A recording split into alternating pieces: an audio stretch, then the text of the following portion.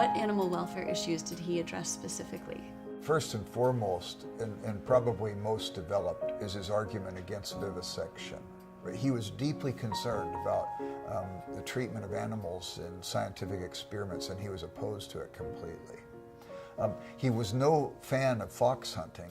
Matter of fact, there's a story told in the biography Jack by George Sayre that they were on a walk together, and while they were walking down this country road, all of a sudden they saw this bedraggled fox jump out into the roadway, and it looked at them panting and then went off in one direction. And it wasn't long after that all these fox hunters came riding up on their horses with their dogs and so on, and they said, "Did you see a fox?"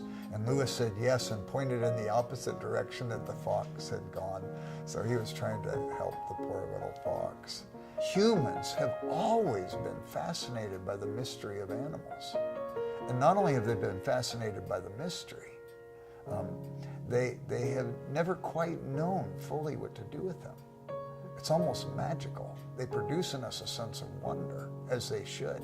One of the greatest children's books ever written, even by Lewis's own acknowledgement, is Wind in the Willows by Kenneth Grahame. Lewis loved that story.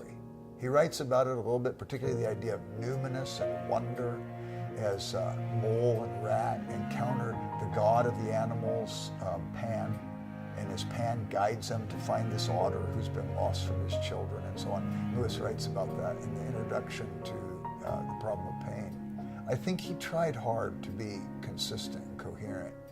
I think this grew out of the depths of his faith, his own faith in Christ, and I think his sense of God's love.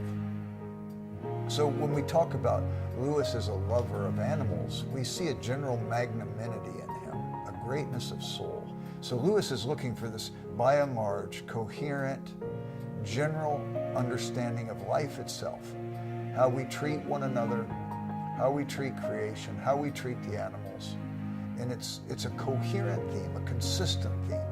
It's his faith woven through all of his life. And I think that's important for all of us to learn from.